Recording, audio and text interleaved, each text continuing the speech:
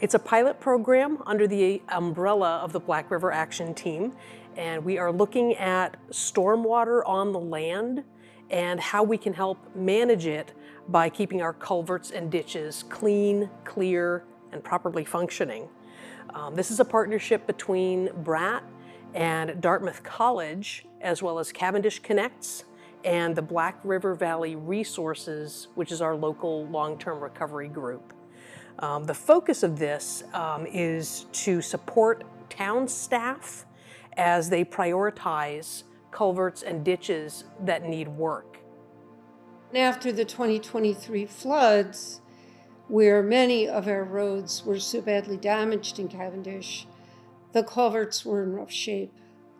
And we started in the fall, really trying to make people aware of not pitching in the ditch.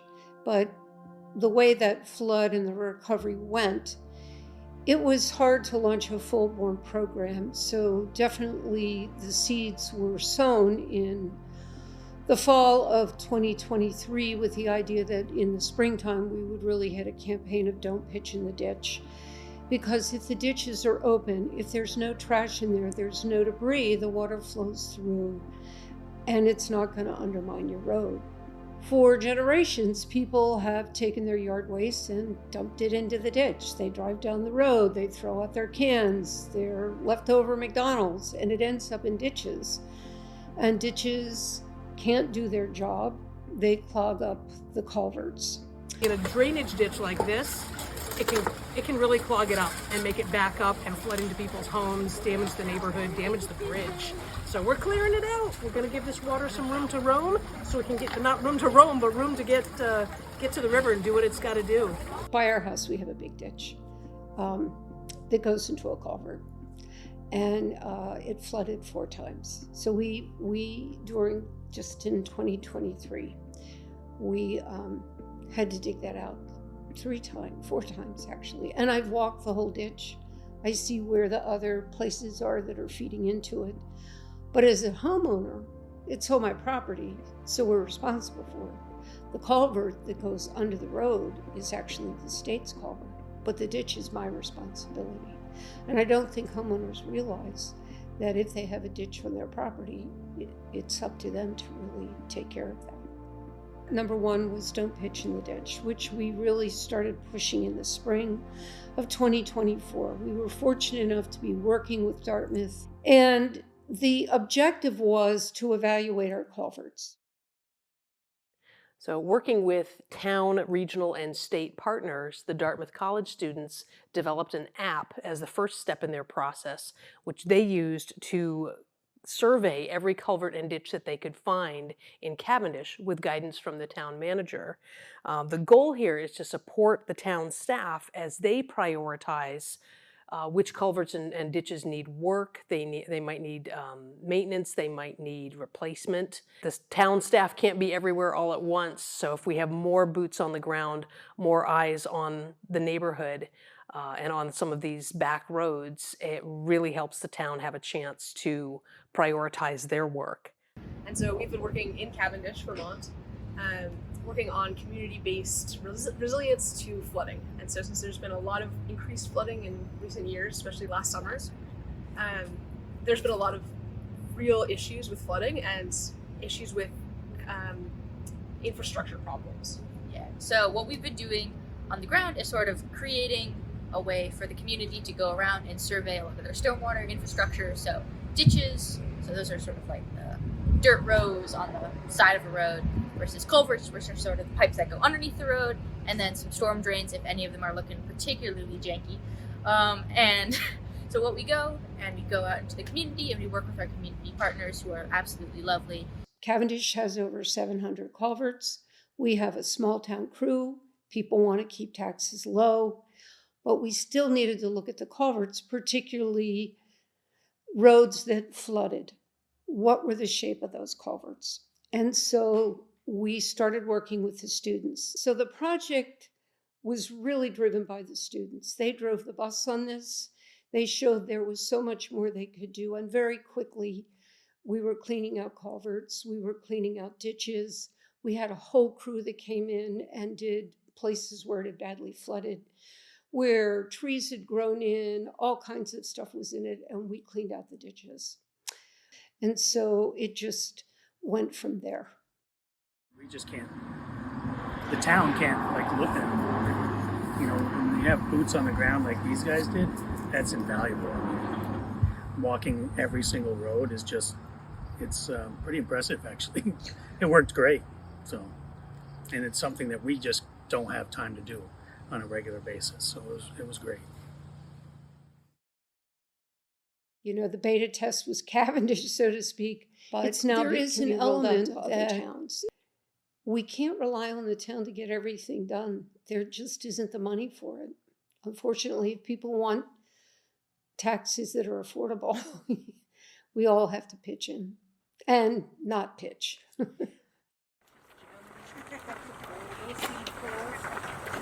A floodway is more, this is where, like, this is a floodplain. This area is where water is going to come in. It could come in here much more efficiently, spread out more, and protect. That becomes a restorative floodplain. A floodway means you're pretty much going to really get heavy impact. You're in the floodway, you're in the way of the flood, but the whole area where the water can spread out, if it needs to, that's the floodplain. So the river and the floodway Thinking about what are does it in the mean to floodplain. look at a forest, or to look at a piece of land, or to look at a place that's been flooded, paying attention to how debris moves, not just the siltation on the surface, but also how do the plant parts line up. Very early on, Kara's Boak, Dr. Boak, she grew up in Weathersfield, Perkinsville area, so she knew the area. She's an anthropologist, and she is part of some groups that deal with disasters, and they actually came in and helped out in the shelter. So she saw firsthand what we were doing, and she told me then that she was going to be putting in for some grant funding.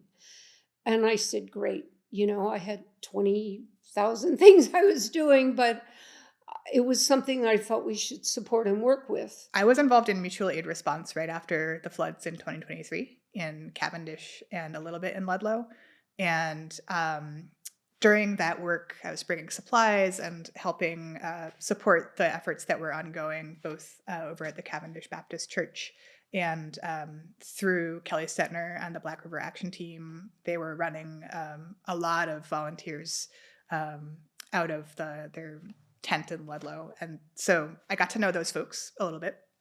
And I got really interested in the ways that I saw that folks were running into problems with communications or knowledge around mapping or around how to get things from one place to another or who needs what. And so I started talking with Dr. Kelly about this, the possibility of doing some kind of research project on flood recovery in this area. I'm a co-principal investigator with Dr. Kerspoke, who's leading the project, and I have been developing the Culvert Crawlers program and really working on the community mapping. And we said, well, what could we do as like a first step for our students to work with you all? And that was my class, Energy Justice. And Kelly said, well, do you know about culverts? We came up with this idea that maybe it would be good to do some monitoring work around culverts, drains, and ditches. And from that, the Culvert Crawlers program was born. And it's basically seeing like what's the health of these culverts, drains, and ditches. Are they clogged? Is the headstone of a culvert falling down? How are they doing? And diagnosing that through sending it to an ArcGIS like cloud database and then exporting that information via an Excel, and it comes out saying that there are certain ones that need more repair, that are in more disrepair. And so that information gets shared with the local towns. Yeah, so a lot of people don't know all the work that goes into culverts. Like, what do we even mean when we're saying like we're going out and we're surveying these culverts? Are we clearing them out? That kind of thing. So and then we also wanted to make sure that people are aware of really the problem that's underneath their feet a lot of the time. Their culverts get blocked up on private property. That can lead to public culverts also getting backed up or ditches also getting clogged. So different flyers on like, hey, how do you actually maintain your ditch? Don't throw your trash in it. Yeah, this is like I like how you can see how it used to be, like flowing. Like this is clearly sediment flow from what used to I be don't. a stream. But And there's no header. yeah, It's like gone. it's all just like You know, we mud. found a kind of. spread, but we definitely found a significant Okay, number that's of good to know. culverts that needed repair and needed reconsideration about how they'll fix them in the future. One real kind of important data point. So we're doing 3 types of mapping: the culverts and 2 other types of community mapping around how people have been affected by flooding and what are their critical infrastructure. And one thing that we found in doing, you know, we've been mapping at the farmers markets, we've had some community mapping events, and we found that of all those points, a third of them are in flooding impacts are in areas that are not in FEMA floodplains. So local folks know that the floodplain maps of FEMA aren't totally accurate, but we found a significant amount of data points that show that where we think aren't floodplains are really being affected as floodplains locally. And so that's a big finding. All types of developers are using FEMA floodplains to make decisions that are hopefully safe. But if those are out of date, that affects, you know, people might be building infrastructure in places that could be hit in the future. So we really need to update our maps and update our local understanding of these issues to make more informed decisions for development and for, you know, all types of siting. One of the things we did notice in places where it had badly flooded, those culverts were full. They were just full. And we were certainly letting the town manager know, have the town crew go and check. The town crew was tremendous. They stopped by, they talked with the students, they talked with us. They were pleased with what the students were doing. It's a start, but we're not going to have Dartmouth students every year, you know, and if you want to keep your taxes low, we need to take some responsibility as property owners and residents of the town and start checking our ditches, make sure we don't throw things in them. And basically it's allowing them to get preemptively ahead of which ones might really cause a problem with the next flooding. I'm sure a lot of folks locally know this, but when they're clogged or when they're breaking down, that can mean that you flood right nearby somebody's their basement, their foundation of their house, or something else that's important around where they are. And culverts breaking down can eventually lead to roads breaking or bridges breaking. A lot of the culverts are the first kind of breakdown of infrastructure and flooding that can affect bigger infrastructure. So that's why they're so important. And unfortunately, we often don't see them until they're a problem. And so really just getting out there with the students and community members has been, I think it's been really inspiring for the students. That's what I hear about. They like being out in the community. They like meeting people. They like walking the roads of these Vermont towns. And they're really learning about the complications that people are facing related to flooding and what are the trade-offs? You know, what are we going to repair? What might we need to relocate? Talking about floodplains, talking about the need to revitalize floodplains. So students get to learn all of that in practice as they walk through the towns and help monitor the culverts. So as social scientists, we learn more about the social aspects of these environmental issues. We think it's a great education for our students, and we're so happy that it's actually hopefully useful to the towns and community partners. Although we've started this in Cavendish, the next steps are to engage the wider community into the process of understanding where your culverts are, where your ditches are on your property and in your neighborhood, and either doing some light maintenance yourself or documenting where you think we might need to have some maintenance done, where to report that, and who to ask for some help if you can't do it yourself. Beyond Cavendish, we want to head into other communities. The Dartmouth College kids are working up in the White River on this as well. So we're looking at getting regional and statewide. So it's a very exciting time to be looking at this. So yay, Culvert Crawlers. There's some people that really can't go out and do this work. We can help them, and we will do that. But we can't just guess where it is. It helps if we know. Our students really did a terrific job, and we did a lot of the culverts in town. So we know where issues are that they couldn't do, but the town crew could then follow up on. Dr. Sarah Kelly and I are both really committed to community-based participatory research, and it's something that we've both done in other settings. And so we're aware of the ways that funding and resources are sometimes not abundant in small communities, in rural communities. And so we applied for a few grants that would help support the development of this Culvert Crawlers work in the broader context of our interest in understanding those gaps in communication better. So the research side of it is like this long-term project about flood mapping, mitigation, recovery, and community organizing around mutual aid response. And so we're starting to think of this Culvert Crawlers work as kind of intimate infrastructure. So whereas we have the big FEMA maps that we're looking at, like where are the gaps in communication around those, and then we have this small scale work with culverts and drains and ditches that is really what causes the flooding, right, on this end. So sort of connecting these big questions across scales through the resources that we have as faculty and research associates at Dartmouth College, and through our students in the classes that we've been teaching for the last 3 terms, who really come through with volunteering and putting effort into figuring out what kind of tools does the community need. For this project in the Black River Valley, what we're really hoping to do with our community partners is that this project gets taken over by the community. So success would look like that this is still being used by local folks to monitor their culverts, drains, and ditches, and it's informing resilience locally. It's informing the towns feeling like they're more on top of the issues that's coming up with their infrastructure. And this type of community science could be built out to include the water quality samples that they're already taking as part of Black River Action Team, or other things folks want to monitor in relation to erosion, for example. We see our students able to directly support work that needs to be done, but that everyone, town managers and public works folks know they don't have the time and the resources to do as fast as it maybe needs to be done.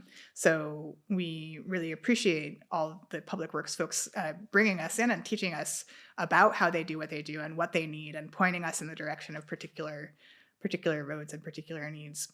And this is also a place where the community can get involved. So we ideally don't want to just have it be that there's always going to be students coming to monitor drains and ditches. We want this to be a community education project, which will then sort of turn over to the community and say, okay, now there are 20 culvert crawlers in each town who monitor drains and ditches, for instance. People feel empowered to give information to the town about the culverts, drains, and ditches that are near them, so that the town can understand better what's happening with water in their towns. I'm a geographer. I think about this with maps, but I think we need to be able to visualize what's happening with our changing communities and with these flooding issues to kind of make more informed decisions. So hopefully long term, this project is part of that for Cavendish, Ludlow, and local towns.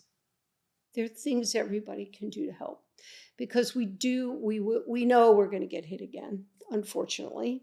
And we can be in a better place if we have good flowing ditches and culverts that work.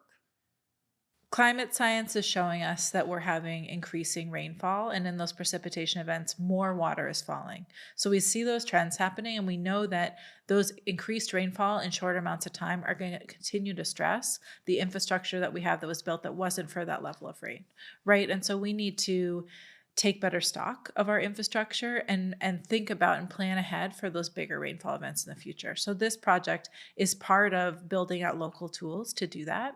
And those can be in conversation with regional efforts, statewide efforts, and federal efforts. And we need to do work at multiple scales in order to really change policy, change how we build infrastructure to make for more resilient futures and to support our communities being hit less hard in the future by these flooding events. People can go and move wherever they want to move, but everybody has got some variation. They're dealing with it. And we have the structure and the bones that we can dig in and make this a much better, safer place for everybody. I mean, we've done all kinds of river planting this year, to help shore up banks, all of that. And the students have helped with that. They have been terrific. So you might be wondering, Why are a couple of social scientists who think about meaning and culture and relations and power, why are we talking about infrastructure? We spend a lot of time talking to people and learning about people's lived experience. And we call that ethnography. And that ethnographic attention to lived experience is one of the things that makes our work really rich and really informed by close to the ground stories that matter for long-term understanding of human communities. And the simple fact of the matter is, like, infrastructure is a human-created thing, right? Humans make infrastructure, therefore it is part of culture and cultural process and politics. But we also know that as social scientists, we're not the only ones who know things about people and infrastructure. So Dr. Kelly and I have worked to develop a really strong interdisciplinary team, because we know that in order to address these big questions about long-term flood or disaster mitigation, we need information from a lot of different sources. It can't just be one discipline that's addressing the questions and going to come up with a magical right answer. It has to be all of us. So our next steps are really to engage the community in doing this kind of work, so the average person knows what the drainage looks like on their property, the culverts and the ditches, some basic tools for maintenance. Don't throw your Christmas tree and your yard waste in there. Don't blow your leaves in there. Keep your ditches and culverts clean, and we're working on guidance for that, but also where to report problems that you think you might see on some of these culverts, and then expanding that into other communities and around the state and around the region.